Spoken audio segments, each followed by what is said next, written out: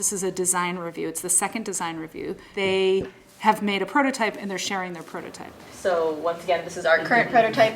It is pretty light. It's much lighter than our past iterations, and we have made a couple different heads that attach using these screwed together PVC attachments. The goal was for them to do a really big push to get the first kind of working thing together so they could, you know, bring out all the problems that it's going to have and figure out kind of what their directions are going to be to solve those. So our first, just really quick prototype was just tying a, rod of wood that we found using some felt strips to the locker. So yeah, we went over to Margie's the other day and we got some feedback from her. Did you actually put it through its paces cleaning the bathtub? Yes. Yeah. That's where we got the feedback of the handles along with being, what's the other one? Yeah, the screw Yeah, handles. it's screw-on handle. Yeah. Part. Did she, on that same question, did she also try to dust with that? Because my instinct is that would be angled, you know? Oh, I did it on the blinds. It was sensational. Have you looked into waterproofing? We pivoted from waterproofing. We decided no.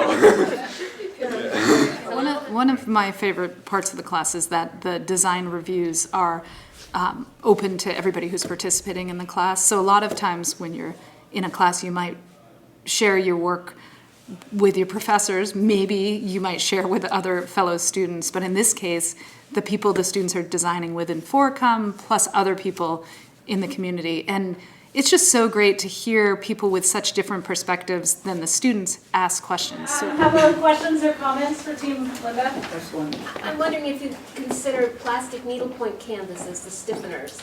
You can just buy it in a craft store and cut it to whatever shape you want. That's really great. Because I use it in the bottom of fabric pocketbooks, so I have a base, and that might. That's great. Thank you.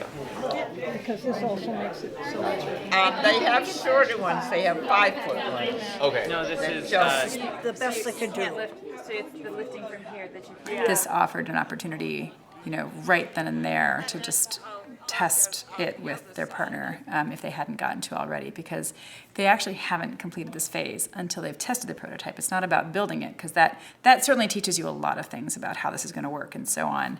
But you haven't really learned the lessons from the prototype until you've really tested it. Yeah, you gotta keep at least one.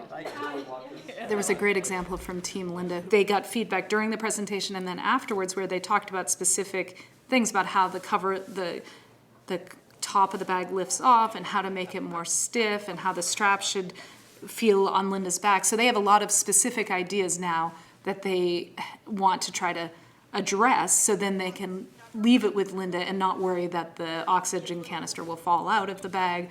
After this, they'll be refining the prototype, sending a pilot out to be in context with the person they've designed this for, and then later they will perfect and finalize whatever they're making. So it was just so great to just have these different ideas on the problems, and the students were really excited about that. And it's been really interesting because some things that you just take for granted or that you kind of assume that they're thinking, they're really not. This baby that you just spent, you know, all weekend working on, and being able to still openly, honestly see and hear what's happening, and to turn those observations into design principles and design ideas for your next iteration, to be like, oh great, well now we know that doesn't work and now we can do this, as opposed to like, well, it's gonna be fine, you know. And I think that is a really important skill, and when things are more quantitative, that doesn't happen as much, right? So I think those are not just great engineering skills, honestly, they're great life skills.